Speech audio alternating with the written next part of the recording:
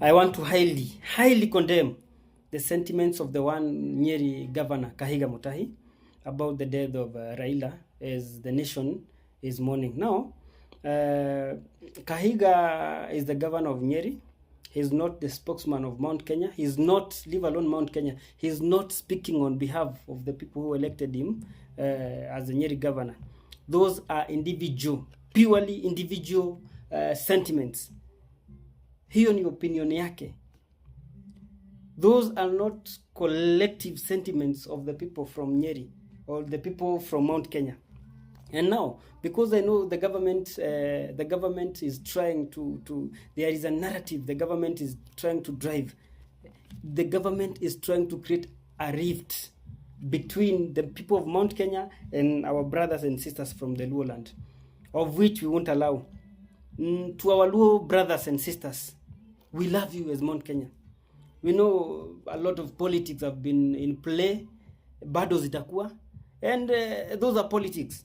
And something small from just one person, hiyo sio itafanya ati sijui ametumwa na nani. Kahiga has not been sent by anyone. Hizo ni maneno zake mwenyewe. Na hakuna mahali mtu mwingine. If I told you people, you know this narrative the government wants to, kama kuna maneno ambayo mtu atapigwa nayo, wacha apigwe nayo after yenye atasema after baba amekufa, hii yenye alikufa, lakini sio ya before. Those are politics. Ni nani walikuwa wanapiga baba na political jabs than the Oscars, than the president himself, Ruto himself, the people, the Kimani Ichung'wah, the Oscar Sudi? Ni nani walikuwa wanampiga na maneno kuliko hao? So to our brothers, we love you, we want us to unite, and we know if we unite as the Luos, Mount Kenya na all the tribes, sisi tunajua tumeamua ni jina ni kitu ni moja, ni one term, and that is what they want to do. They want to nini a rift, to create a rift between the people from Lakeside and the people from Nini. We won't allow that. We are not stupid. Even if you try to drive which narrative.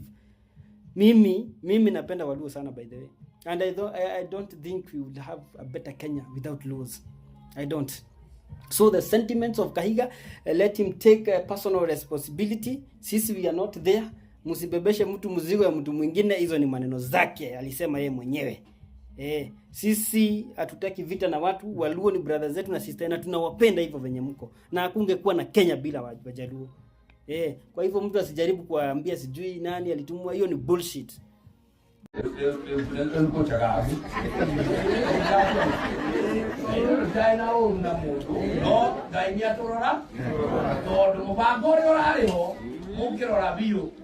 Na inyo mutaumaga idita rutari ko na ko na ko ito tole yaro radio na ko yo duaro sunoke to ito twake kwikia ga tutidaki dukana ke leo turakibatire gaina kyaroka ka kiro to arauga leo kororoni atia ko gore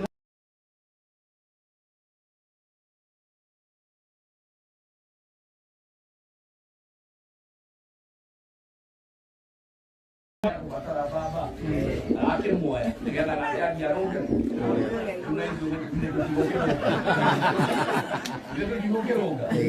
kana tureke macho kana ture macho to ameriero ya galie yete ogwo rore digaikare tabe makweri go kanada ukiuge to kuria makanitha rita riri